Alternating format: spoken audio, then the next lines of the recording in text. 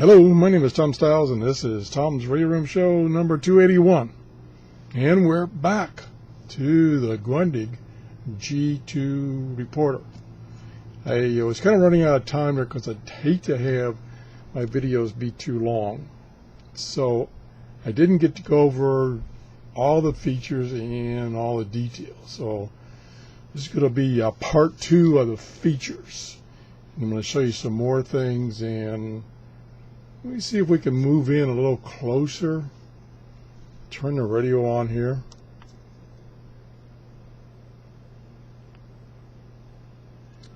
And once again, this is the Grundig G2 reporter. And one of the things, and I'm going to zoom in a little more if I can. So I want to show you some details about this display. Try to get the glare off of it. Let's see, that's good enough. A couple of unique things about this display, and let me get the backlight back on. It doesn't have a backlight button. That's kind of a disadvantage. And I noticed I got fingerprints all over the display. Let me wipe some of those off to reduce some of the glare. Yeah, I'm really prepared, you know. Okay, now you can see it pretty good, and it will probably go off in 30 seconds. But anyway, having a rough night. Anyway, one thing unique about this display is it has a slide rule scale down here, similar to what old-time radios had.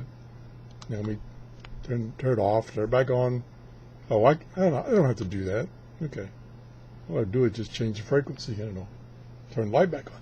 So you can see down here, if I keep the glare off, I'm in shortwave, and the scale is 2.3 to 23 megahertz. And as I tune the radio, that marker slowly moves across the screen. I don't know if you could see it because I'm not. The other thing is I haven't found a way to change the tuning speed.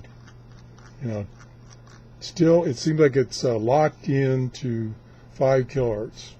So that's a little disadvantage. Now what I could do is I could punch in a number, and you will see this move. So let's punch in 10 megahertz. Now you see it's moved way over here to 10 megahertz. So that's kind of cool. It's also kind of cool thing to watch when you're using the ATS, automatic tune and storage feature. You can watch this thing go across. Although I've noticed that since that's running at 5 kilohertz, it takes a long time to tune this whole band, maybe as much as 10 minutes. So anyway, the other thing is, let me tune it to get the backlight back on. Trying to keep this in focus. This is the power meter right here, and you can see it's 1 bar right now, which means I'm not getting much. I don't have the antenna extended. Okay, you can see I put my finger on the antenna, and it went up to 2 bars. Now it's back down to 0. So that's pretty indicative of the signal strength. Also displays the battery charge status. Got to keep the light reflection off there. Right there. Shows me my mode. I'm in shortwave mode, and this is the time. Not the real time because I've never set the clock. Oh God, it's a matter of me. Shows you the memory channel M00 because I don't have any memory selected, and the fact that I'm in megahertz, not kilohertz like the AM band would be. And fingerprints really show up on that display, so I got to wipe it off again because my fingers are always greasy. And the big greaser. Okay, so I wanted to show you that display, and which is one of the things that caught my eye. I wish they had the capability of being able to expand this, by pushing a button and expand that scale so that you can see a better resolution. But it's fixed. I don't know any way of making it zoom in, so to speak. The other thing, I didn't go through all the connectors. This end is a headphone connector and a line-in connector. On this side is the USB port, a microphone input, and a switch to lock the keyboard. The keys, see if I missed any keys. Oh yeah, these keys down here, let me raise it up a little bit. These keys down here are for when you're using the player.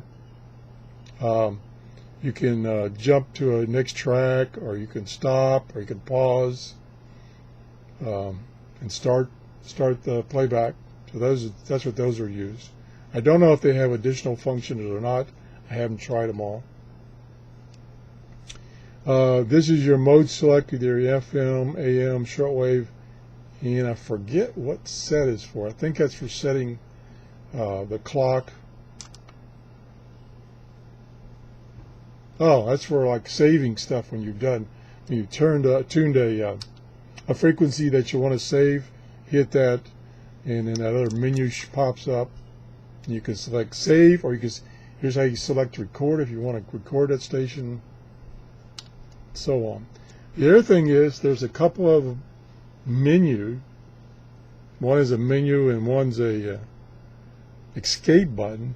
Is when you push this tuning button in, it takes you to the menu and you can select different options. Like there's ATS. You can select ATS. You can select a bunch of the options. Also, there's another button up here called escape, which you get, number one, it gets you out of a mode, and number two, if you're not in a mode, it gets you another menu of all the features this radio has.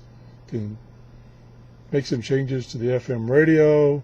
There's a whole bunch of systems setup you can do, for instance, to control the amount of time the backlight is on and stuff like that.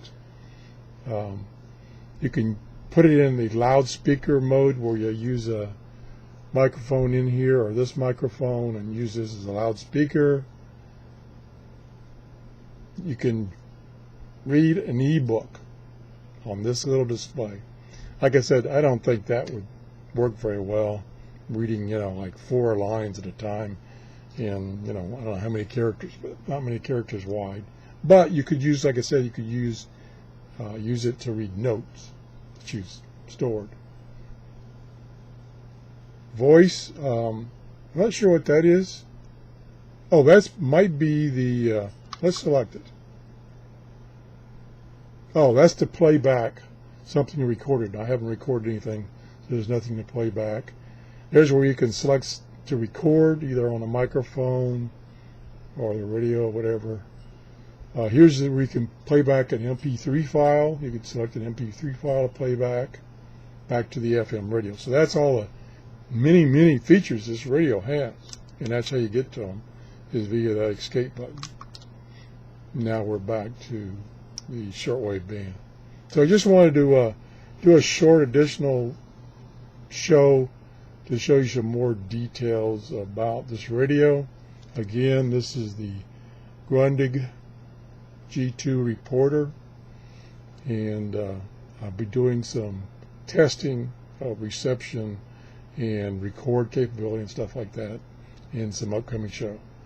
So if you have any questions or comments about this radio, please leave me a comment or send me an email to TRRS73@gmail.com. If you haven't subscribed, please subscribe. Thanks for watching. Bye-bye. I like this radio. I just hope it receives